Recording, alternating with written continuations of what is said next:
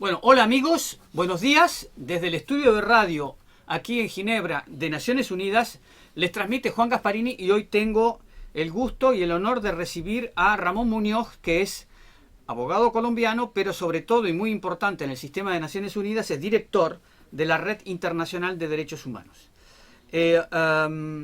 Las ONG, y en particular esta ONG que él preside, han estado muy activas en estos días previos a los momentos del voto en esta primera sesión del Consejo de Derechos Humanos, porque hay un proyecto de resolución sobre la situación en Nicaragua. Como todos ustedes saben, ahí hay una situación de represión heredada desde el año 2018, pero mejor le vamos a hacer una pregunta general a Ramón Muñoz para poder lanzar el debate. Gracias. ¿Por qué, Ramón Muñoz, es necesario en este momento presentar un proyecto de resolución sobre Nicaragua? ¿Qué está pasando ahí? Sabemos que hubo la revuelta del 2018, que hubo 300 ejecuciones extrajudiciales, que hay 100 presos más o menos, pero ¿qué es lo que los motiva particularmente en este momento? Gracias, Juan. Antes quiero decir que te agradecemos a ti siempre la atención que le prestas a los temas de América Latina, porque eres el único periodista que hace eso de manera muy sistemática aquí en el Palacio de las Naciones sobre América Latina y otros temas. Muchas gracias. Pues mira, es necesario porque es la continuación de la anterior resolución que ya se había, digamos, ejecutado sobre Nicaragua. Y es necesario por varias razones. La principal no solamente son los hechos que tú mencionas, evidentemente hay una represión, pero sobre todo hay un problema enorme con el Estado de Derecho. Es decir, la justicia no está actuando de manera independiente, la Institución Nacional de Derechos Humanos tampoco, que fue descalificada, digamos, de la calificación que da aquí el comité respectivo. Por el otro lado, pues hay un control por parte del Ejecutivo de la Asamblea Nacional. Se han aprobado sobre todo, y eso es muy importante, varias leyes que son leyes contrarias a los estándares internacionales, conforme lo han dicho varios de los relatores.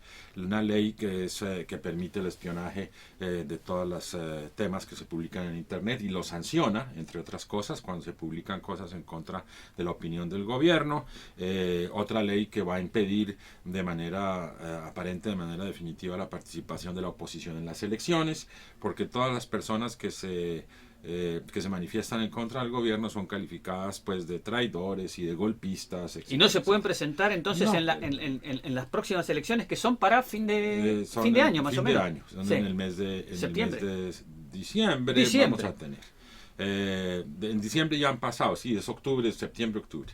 La historia es que todas estas leyes aprobadas, más la reforma del Código de Procedimiento Penal que permite la retención preventiva por 90 días, que es contraria a los estándares internacionales, antes de que haya investigación, entre otras cosas. Es decir, tú puedes detener a una persona en Nicaragua y tenerla durante 90 días tranquilamente ahí sin que haya habido pues ningún tipo de acción en contra de ella. Bueno, entonces ustedes piden abrogar todas estas leyes, me imagino. Exactamente, y es lo que la resolución contempla en toda la parte de los parágrafos previos. Dicen, bueno, estas leyes tienen que ser reformadas y se tienen que garantizar unas elecciones libres con observadores internacionales, porque hay por parte de los estados que presentan la resolución un temor muy grande de que las elecciones no sean realmente democráticas y con el derecho a la verdadera participación de las otras corrientes políticas que hay en Nicaragua. Ok, y entonces también ocurre de que antes había una presencia de enviados de la oficina de la alta comisionada Michelle Bachelet a Nicaragua. Eso fue cesado, digamos que no hay presencia de la ONU, no hay presencia de testigos internacionales mandatados por la ONU para chequear y hacer un seguimiento en el momento real de las violaciones. Eso es exacto. Nicaragua, digamos, expulsó a Naciones Unidas, a las personas que hacían verificación de todo esto o monitoreo de la situación desde que comenzaron las protestas, pero no solamente a Naciones Unidas, también a los mecanismos del sistema interamericano de la Comisión. Es decir, en este momento no hay ninguna supervisión, no hay ningún monitoreo por parte de organismos internacionales porque Nicaragua no lo acepta. Y además, creemos que por cosas que nos han llegado a los periodistas, es que las personas actualmente que viven en Nicaragua, pero que cooperan desde allí con la ONU dando testimonios, etcétera, son represaliadas en este momento. Exactamente, ha habido muchas represalias de defensores y de personas que colaboran con la ONU desde que se inició la crisis en el 2018, que han sido reportadas a través de este mecanismo de represalias que existe en el Consejo de Derechos Humanos y por el secretario general adjunto que escribe cartas.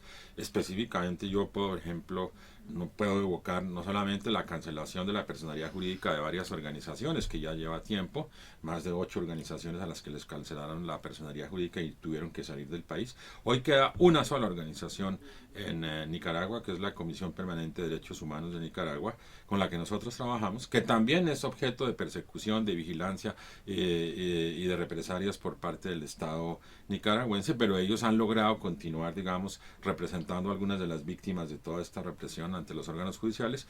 Desafortunadamente, pues lo que ellos nos reportan es que no hay garantías para estos procesos de ninguna manera, porque estos jueces están actuando, digamos, aliados con el gobierno y sin poder actuar, digamos, con toda libertad y con base en unas leyes, además, en que leyes de terrorismo, etcétera, etcétera, que realmente ponen a los defensores de derechos humanos y a los opositores en una situación imposible para hacer su trabajo, para participar sin que haya, digamos, es decir, no existiendo ningún equilibrio entre los poderes, ninguna independencia. O sea que hay una especie de...